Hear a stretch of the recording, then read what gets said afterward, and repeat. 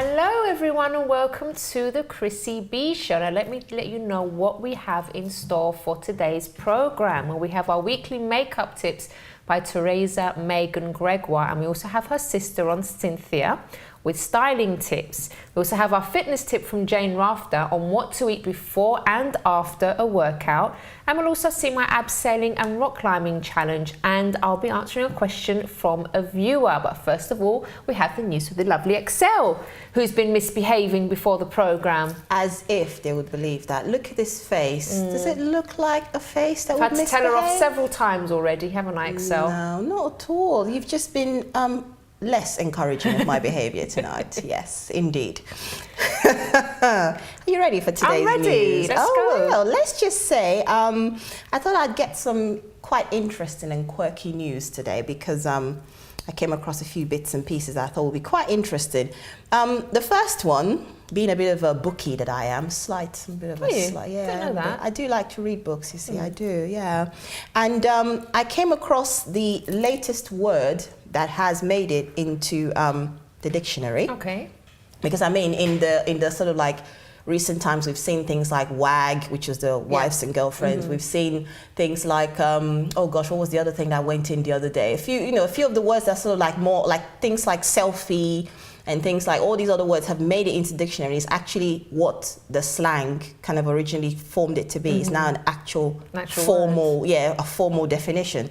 So now, the latest word, I'll describe it. It says, sipping on a coffee and reading your paper, you see a guy engrossed in a book about the history of modern philosophy. Moments later, he looks up and he gives you the sweetest smile and it makes you swoon.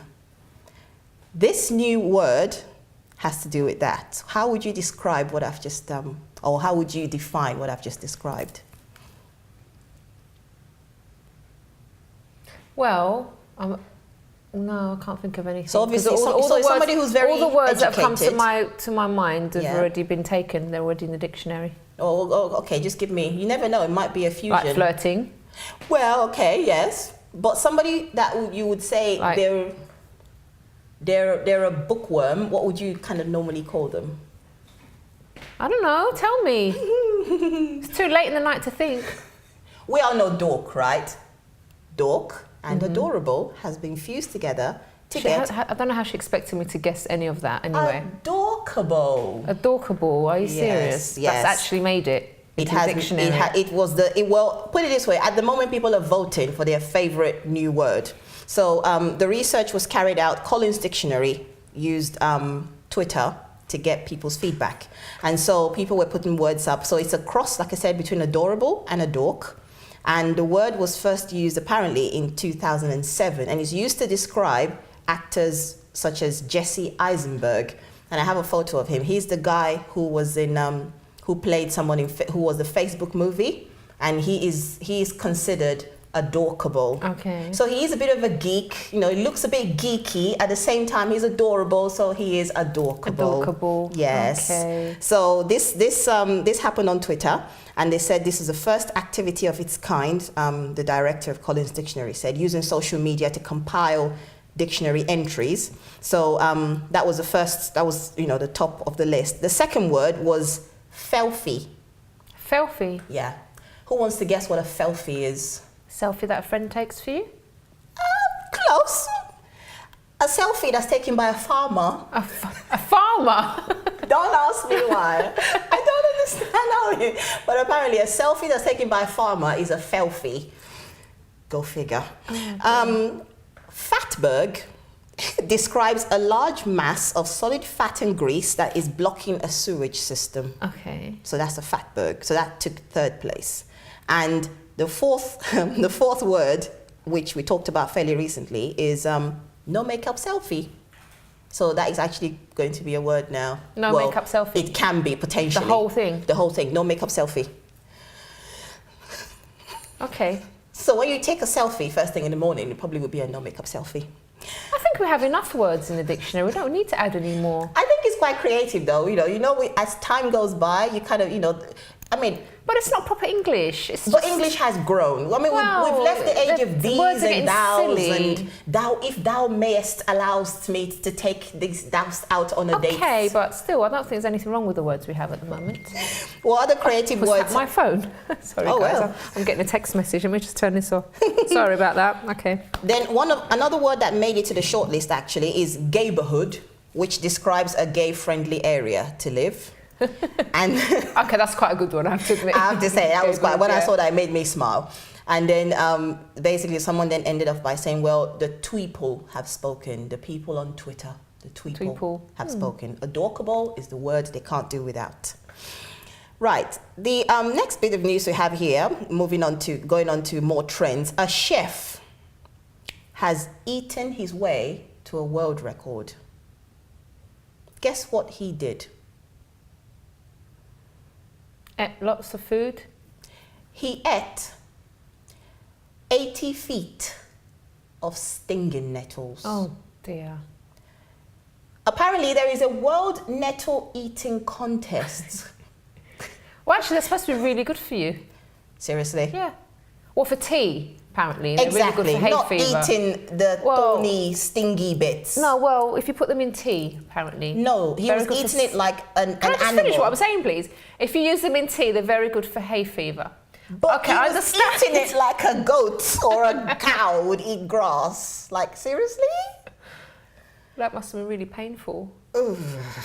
But apparently he took the title. It was held in the West Country. And yeah, he ran away with first place. And his name was actually Philip Thorne. Very aptly named, I say. He said that he has a go for it attitude, and so he didn't mind the pain. So he was able to conquer the nettles, and he got himself a tiny little trophy. We have a photo of him. If it was big enough, I would probably say it was worth it. But really, I would not do all of that 80 feet of stinging nettles for a tiny little bit of trophy that's not even the size of my head. Thank you. Remember, he just likes stinging nettles, so it doesn't matter anyway. Well, indeed. What's the next bit of news you got? Well, the next bit of news I have, this might not be very up your street, Chrissy, but I took it just for you. A woman in China has a very unique hobby. She thought eating stinging nettles was, watch this. She rears 100,000 cockroaches in Did you her have home. to, really? In her home, she rears them. Why? And she calls them her babies. She calls them her children. Does she have them running around the house? Well, she has them in her house because they like, they love the warm and the loveliness, the moisture and all of that, right? So she has them under some covering thing, and she feeds them sugary treats. She warms them with a gas fire stove. She pampers them like you would pamper a dog. Oh, for goodness She sake. says, "These are my children." You see, she lovingly. Oh, yuck. Oh, look at that! How lovingly she caresses her children. That's disgusting. She's a 37-year-old woman, and Why? Is she single? well, it doesn't actually say, but I won't be Probably. surprised if she What's is. that? What's she doing? It's a treat, darling, Oh, okay. because no, that's a cockroach she's eating. She's eating. Yes. So she's eating the cockroaches as well. Yes. So they're not her babies. They're not really her babies in that sense, not in the maternal sense.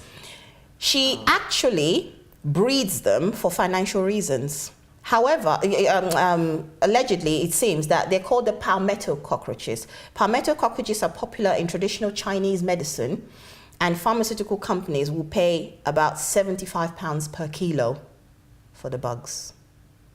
So she's rearing them, really. So her babies are not really, Okay, so well, like a she's foster financial. parent. Yeah, but still. And well, yeah, she drowns them in vats of water, dries them in the sun, and ships them to a buyer over 900 kilometers away. Oh, God. So when people say I am a businesswoman, ladies and gentlemen, find out Wow. what business they're into. Yeah. Well, no comment. Sorry. I have nothing to say. I really have nothing to say about this one. Just in case, viewers, in case you might be wondering, Chrissy doesn't like cockroaches, and I think we did that to you the first time, didn't we? We made you handle. Yes, a box of cockroaches. Thank you very much. I remember very. You're not too vividly. traumatized, are you? No, I'm a little bit traumatized. Yes. Shall we relive? No, that thank show? you. I should have brought it in so we can let viewers know, in case we have viewers who don't know what cockroaches look like. No, thank you. All right, so we need to go to a break. No problem. I've got you're more going to be back with us, news. aren't you? Absolutely. All right then, thank you so much. All right, so after the break, we have the lovely Gregoire Sisters to talk makeup and fashion. So to join us after this.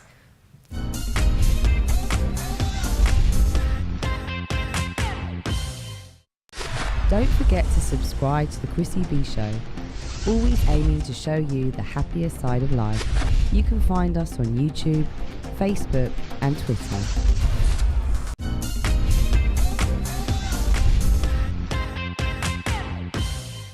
Welcome back. So now I'm here with the Gregoire Sisters, Megan and Cynthia. Got your names from Hi, me today. How are you? How are you? Ready for summer? Okay, I can see. Looking really summery today. So we're going to start off with the makeup first, aren't we, Megan? Okay, so Chrissy, we have a lot of summer items here to share, and I'm just going to go over the trending colors that are just on trend. Lots of makeup companies have this very, very hot orange. I've got it on today. This is Guerlain. Guerlain is very good for the bronzers, which we want in the summer as well. Just love that color. So basically, when we're at Ascot or those festivals, we want to look vibrant. We want to look very, very awake and polished. Plus, we want to have that color. So it's all about picking the right colors for summer, and a little bit of that hot vibrancy would be found in kind of the similar color to I'm wearing on my dress, as well as this a little bit of terracotta. I would say would be a terracotta, and amazingly enough, you are wearing that lovely blush shade. I am wearing that lovely blush shade, and Excel as well, the newsreader previous is wearing that. So whether it's you popping your cheeks with that color or popping your eyes with a color liner on Cynthia here, we have lovely Shuamera paint pot close purple liner, which is brilliant. You could have bright blue, bright green, play around with it, have some fun, and stay away, I would say, in the summer from more of the darker type colors that you can't really have fun with in the summer, or you should not. So also when you want that kind of wake up look, this is a really good tip to have that white liner or beige liner even, Chrissy. They do beige. Some companies do beige. I have a white one that I use sometimes. Yeah, and what it does is it brings out that But that's nice really to use wide-eyed for any day look, isn't it? Not just Absolutely, summertime. yeah. Oh yeah, it makes a difference. I love it. And on the bottom liner, instead of using a brown or nothing at all, why don't you add a little bit of gray or deep forest green. I'll show you on Cynthia here. You wouldn't think purple and forest green, or maybe you would actually, but look up. We're just doing her bottom liner with a shimmery khaki kind of forest green, and it just makes a world of difference. It just is a little bit something different. When you look at her, you can tell that it's lovely. Yeah, that she looks amazing, and she's ready for summer. She's ready with those vibrant colors, and we did just a fresh. Obviously, you want your skin to be fresh and dewy. We had a Alice Faw foundation on her, which is very light. So in the summertime, when you want it to stay, when that sun is beating on your face, you might want to wear an SPF primer. Okay. A good one is Shuamera. Shuamera does a foam, and it's 30 SPF. So if you've got, let's say, a destination wedding, and you're worried about, especially obviously waterproof mascara, it's going to be moist, you're going to be sweating, put that SPF foam, and your makeup will stay from morning till day when you don't need, you don't need that anymore. Really so good tips. also I have $1 billion bronzer because you always want a bit have of that on, color. don't you? Yes, I You've got do. that. Yeah. And you could just put that with this kabuki brush. You know, A what brush? kabuki. In Kabuki case brush. you guys didn't see this last time, let me just open All it so you over can see. where the sun hits, and just give you that glow. And that is Oh, you can put it on your face as well. yeah, where the sun hits. And Okay. it just gives that little bit of summery shimmer so that your makeup is ready. With For those summer. lovely glasses. Oh, yes. Okay, so thank you very much. You're welcome, We're going to go Chrissy. over to the styling part now, aren't we? So Okay, let's great. just move over here. You're going to come as well because Simba's actually going to speak about your Oh, outfit. perfect. So you can go on that Finale. side. Okay. So, well, carrying on with the summer theme, this is it, right, Chrissy? We're in Yeah. summer already. We were a couple days into summer, and basically my rack is not going to get any more colorful than this. I'd like to talk about Chrissy's dress first. I have her in what we call a bombshell dress. And it's done in a Liberty print fabric. And these are just excellently cut dresses. And you can see that she looks fabulous in this print. We've paired it with nude heels because you want to keep the colors light and summery. And that print is just all about summer. It's very nice light material as well, really. And it really drapes nice. just lovely, Yeah. and it's an awesome cut dress. So we're going to start here. You can see that there's just a lot of color and a lot of pattern in my rail today. We start off with these wildly colored trousers, yellow for the height of summer, paired with white. So that's something you probably wouldn't wear in November, so enjoy that now. That is lovely. Right. We have this silk shift dress. So you want to pay attention to fabrics in the summertime because, I mean, it's very humid and you don't want to be sweating and wearing heavy fabrics. So That's a shift dress? This is a dress, yeah. Okay. I guess you could do it as a long shirt as well and add a belt, but yes, that is a dress. Next here we have another bombshell cut dress, and these are just flying off the shelves. And it's a similar one, Liberty fabric again, so it's just a lightweight and the drapery is This very one has nice the there. elastic on it as well, doesn't it? Yeah, it's really nice. It expands. That's great. If you want something a little bit more silhouette forming, you can try one of these awesome sundry dresses, and you can see the ruched skirt here, so that would be a little bit tighter in the waist, and then you have this like vest top part, and in this lovely color of pink. Now's the time to wear that color of pink. I also have a staple vest in the color is called peony, as the flower, and this is done by American Vintage, and it's a looser cut silhouette and just really soft and breathable fabrics. So I think this is a cotton viscose blend. So it's casual but feminine too, isn't it? Absolutely, right, the color brings feminine. This one here, this one's called a parachute cut dress, and if you look at the way that the skirt is shaped, it's cut short at the knees and then long on the sides. So it's kind of an interesting look there. Are you meant to put your feet through your legs through those things? They're not stirrups. They're just there for show. And the zipper, right, adjust at your will. With the jeans, we don't really wear a lot of jeans in the height of summer, but if we do on those rainy days, basically the jeans that are the hottest right now on the high street you're going to see a lot of distressed details. So a lot of this kind of ripped look. Now, a lot of people don't like that. I don't mind it. You got to be a bit careful when you're putting them on that you don't put a foot through there and wreck them. But what do you think about those? I don't really like rips in jeans, to be honest. Yeah, it's Yeah, either a kind of a but- preference or a Yeah. not. But we've got to ride out this trend, people, right?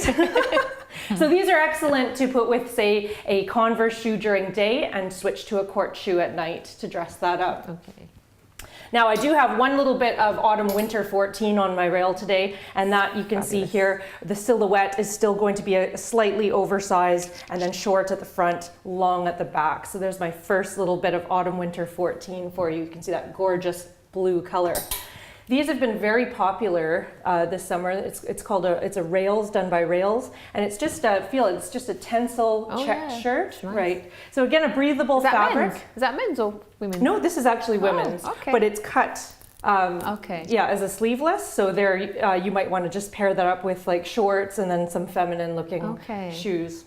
We've got a couple of minutes left. Do you? I can whip through this really fast. Great. Just gonna go really fast. 2 minutes. All right. So we are seeing more of a boyfriend distressed short on the high street, so a more of a looser fit, looser cut.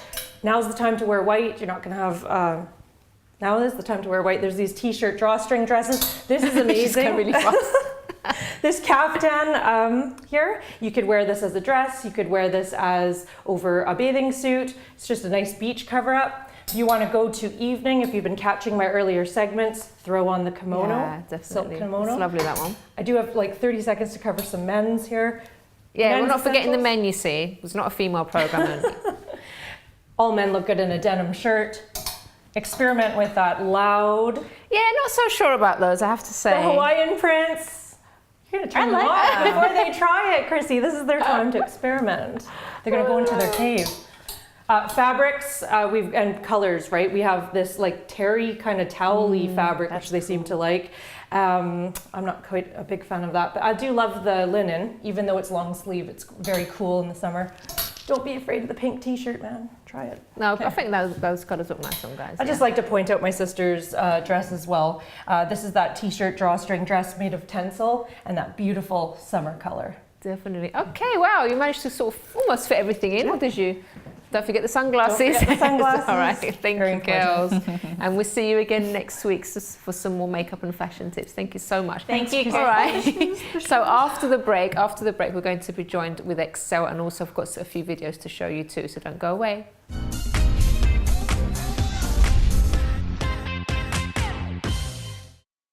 Don't forget to subscribe to the Chrissy B Show, always aiming to show you the happier side of life.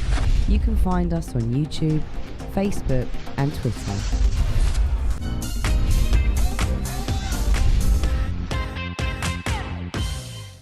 Welcome back. Now, if you're a parent and you're looking for something fun for your kids to do, take a look at this video. Did you know that 10% of children in Great Britain from the age of 5 to 16 have got some kind of recognisable mental disorder? And 4% suffer from an emotional disorder such as anxiety and depression. So we've come down to Kids Space today with Michaela and Reese. And Isabella and Carolina because we think all children deserve to have fun. We're going to have fun today, guys? Are we going to go play? Do you want to play? Yeah, you want to play? Yay!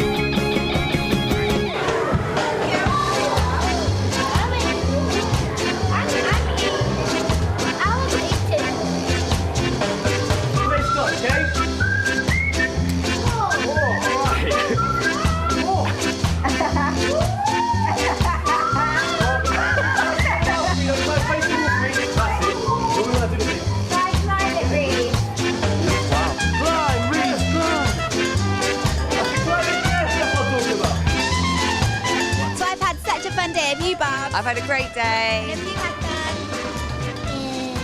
And did you have fun? Yeah. And you? Yeah. Good. And you? And that's it from us. Bye-bye.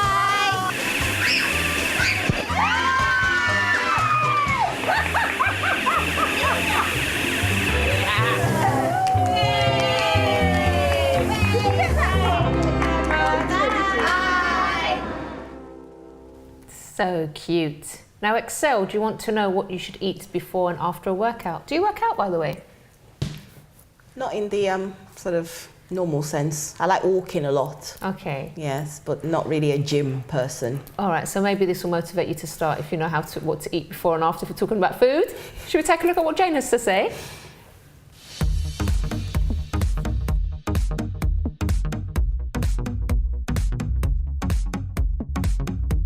Hi everyone, welcome to your fitness tip on the Chrissy B Show. I'm Jane, and I want to talk to you today about something that a lot of people do ask me about, and that is what they should eat before and after a workout.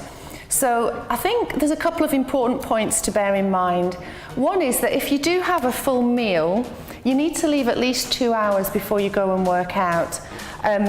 Mainly because you're more likely to feel nauseous, to be honest, if you're working out. You want to give it time to digest. So make sure that you leave at least 2 hours after a meal. And if say you're working out in the evening and you've not had anything to eat for several hours, it's ideal to have a small snack, say 2 hours before you work out. So a small snack, I mean a small snack, so something just literally to keep your blood sugars going while you work out. So around about 200 calories or less. So that might be a banana and a yogurt, or some wholemeal toast and peanut butter, or something like that, maybe some nuts and some yogurt. That would be ideal. And the other thing to think about is what to eat after a workout. So in the evening, when you've done your workout, you've gone home, you might be hungry, but bear in mind you don't need a lot of carbohydrates in the evening. Carbohydrates are energy-giving foods. So if you're just going to go home and go to sleep, you don't need physical energy, so you're more likely to put weight on if you start eating too many carbs in the evening. So carbohydrates are your potato, pasta, bread, rice, that type of food. So what I recommend is, if you've had a good workout and you're hungry, increase the protein, because when you've had a workout, your muscles need replenishment. So what they need is extra protein. Have maybe fish or chicken or any other type of protein, eggs, and fill up on salad and vegetables if you can. And if you do have carbohydrates, have less, especially if it's late at night. No one should go to bed hungry. I never advocate going to bed hungry. That's unnecessary. Even if you want to lose weight, you don't need to do that. So fill up on your protein and your veg and your salad and fruit and stuff. Okay, so I hope that helps, and I'll see you guys next time.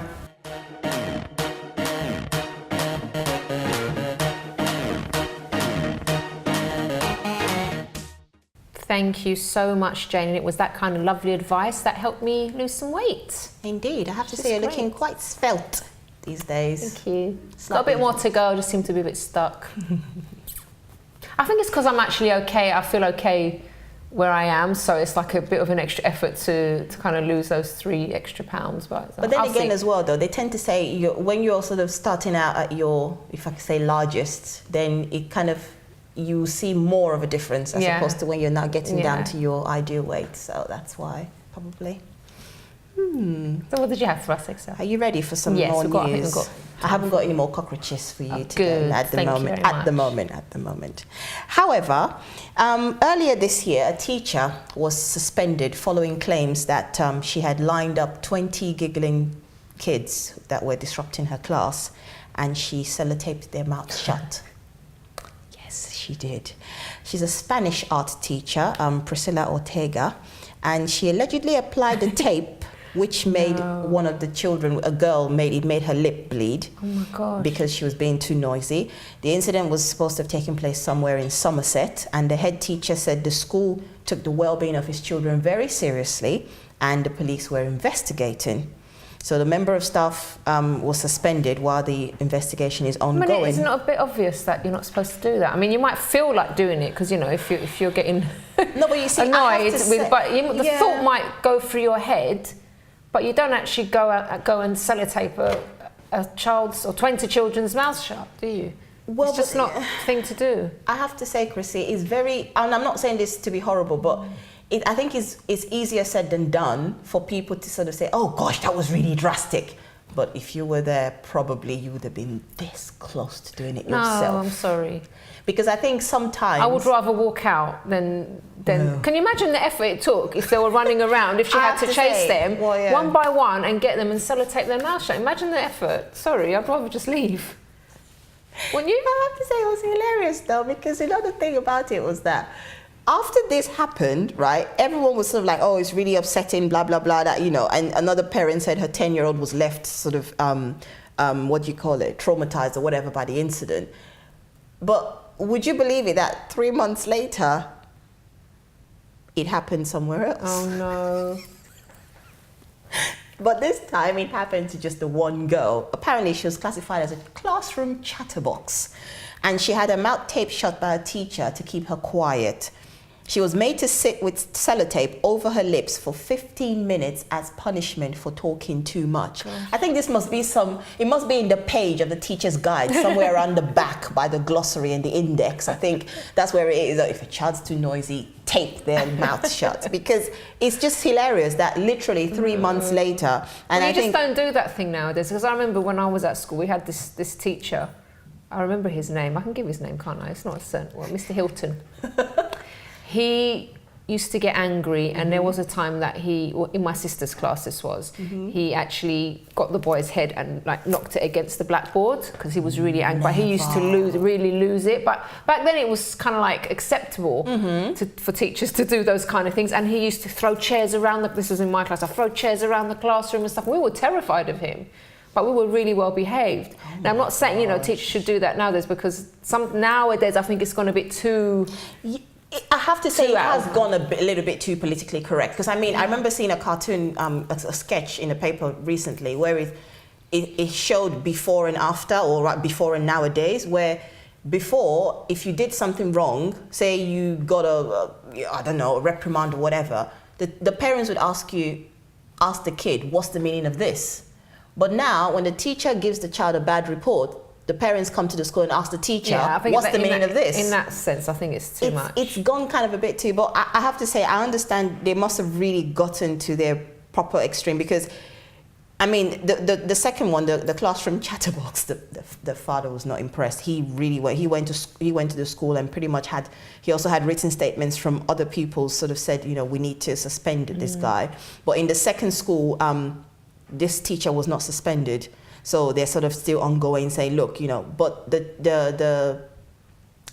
one of the school heads in the second school said, look, this is a misguided action rather than a malicious one. That's why I was saying earlier about the fact that when it reaches a point where you think, shut up, I think it's just, but like you said, it's easier to just walk out, just walk out. All right, so you're going to stay with us because we're going to go to a quick break. Yep. And afterwards, we'll get to see my abseiling and rock climbing challenge at TYF Adventure in Wales. And I'll also be answering a question from a viewer, so do stay tuned.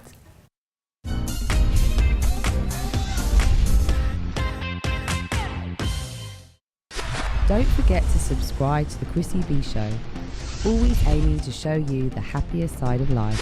You can find us on YouTube, Facebook and Twitter.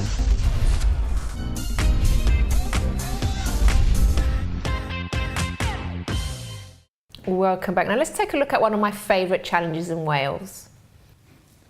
Hi everyone, I'm ready for my next adventure and I'm here with John from TYF Adventures. Hi John. Hi, how you doing? I'm very well. What are we doing today then? Today we're going rock climbing, well, abseiling and then rock climbing. So we're going to take a little stroll along the coast and then learn to trust one of these and unfortunately trust me as well. So be a bit of that. Are you trustworthy? That's the question. Definitely am, without a doubt. You've done this loads of times, so I'm in safe hands, right? Yeah, about 15 years worth. Oh, so right, okay, that's fine. All right, so let's go and see how I do and hopefully I'll pass this challenge. What do you reckon? I reckon you will. Yeah, all right then, let's go.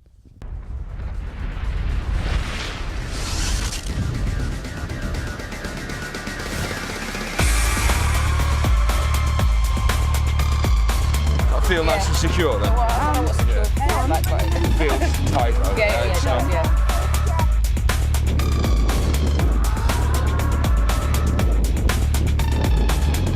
So we're about to start the challenge, John, almost ready. That's What's right, going to happen now? Well, if you look behind you, you can see the rock face that we're going to abseil down and then you're going to climb back up.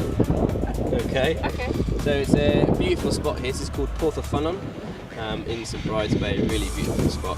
We're going to be using an abseil device. This is called a figure of 8. Right. Okay, and it basically works on friction. These few bends the rope takes through the device adds plenty of friction. You'll be able to hold on with like literally fingertips, and that'll keep you moving slowly down the rope. Okay, so we're just going to tie you into the safety line. Right through there. This is a beautiful knot. It's called a re-threaded figure of 8.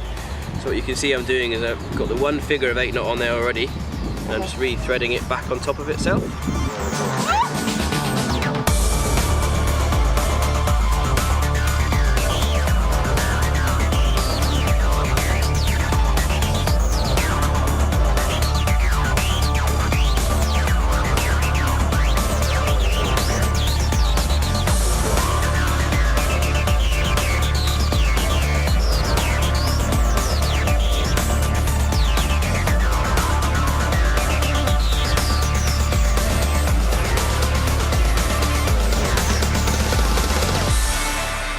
So keep going all the way. Keep coming straight towards me.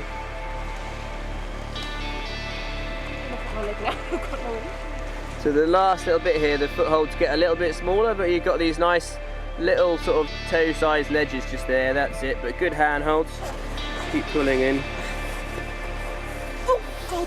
That's it, you got it. Keep going nice and easy. Keep coming over towards me a little bit if you can. Fantastic, really good. That's it. Alright. Yeah, I'm standing on that nice big ledge just there. Hey!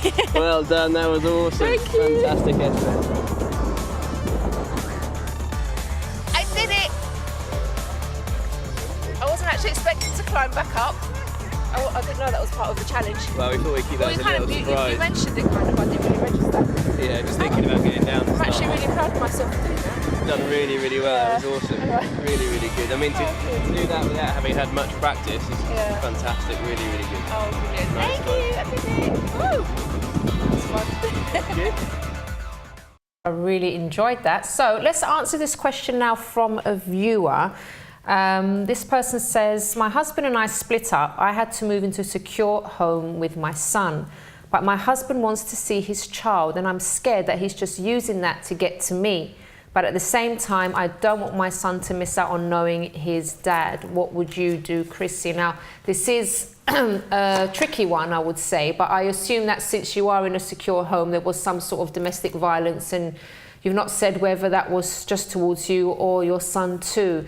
Now, every child has the right to see their parent. If you stop them from meeting up, sorry, this may bring problems between you and your son later on. So that's something to consider. But if you do allow your son to see his father, you really have to be careful, as this could give away where you're actually staying.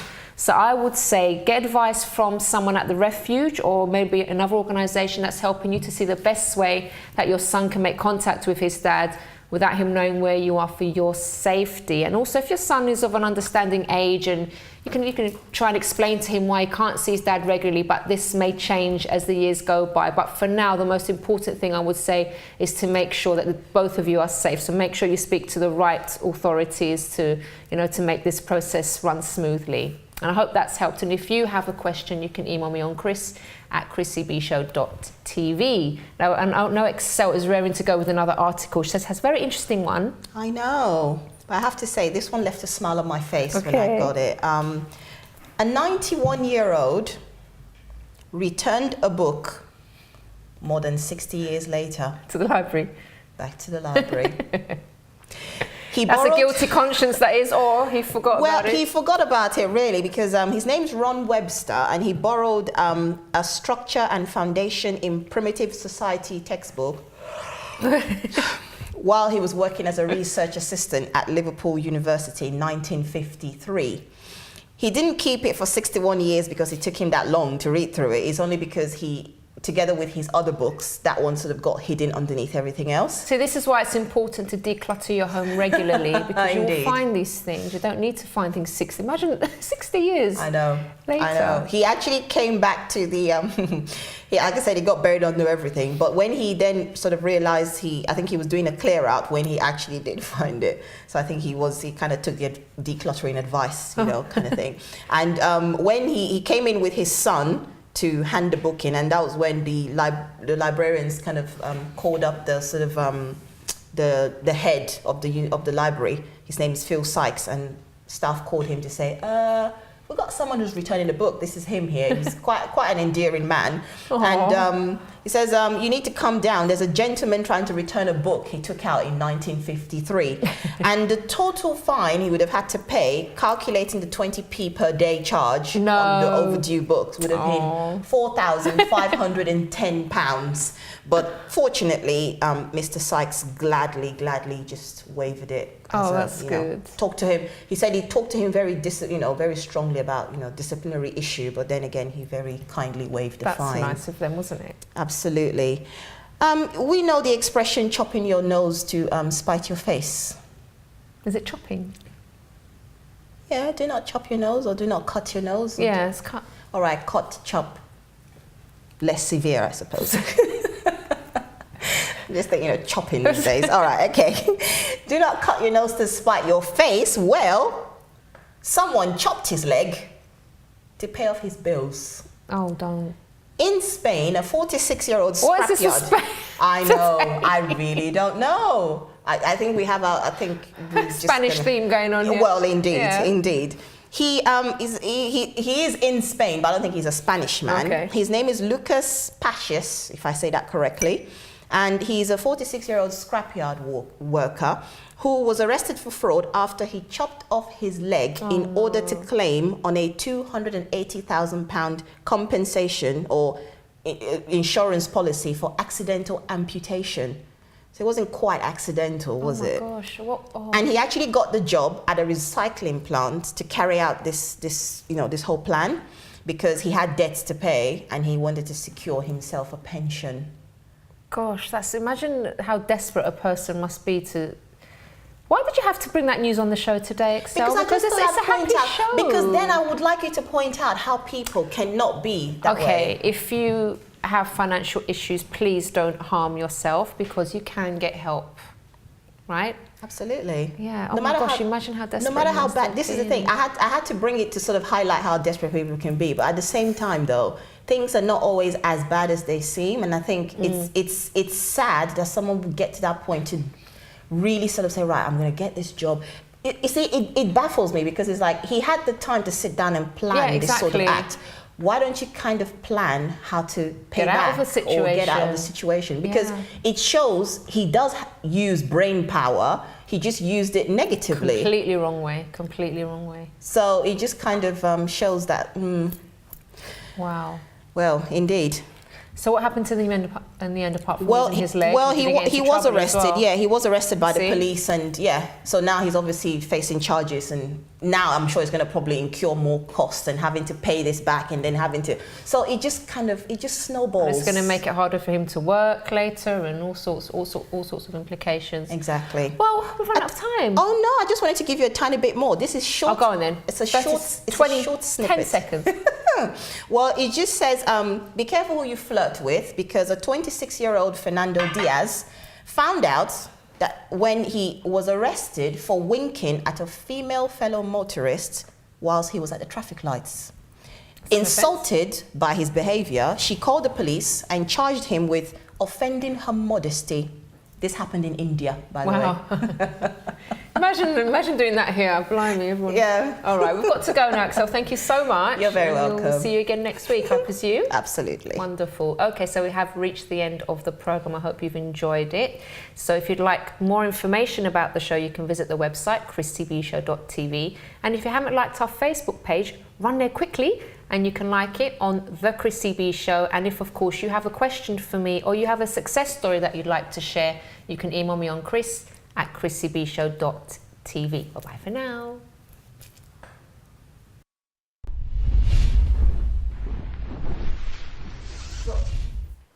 Here I am inside. I forgot where I am. Right, residency show. 3, 2, 1. Here I am in. I'm just trying to think of what else I can say. Residency studios, like I say, in the recording studios. No, it's all right. Got too complicated. Here. Okay. 1, 2, 3, go. This is, yeah.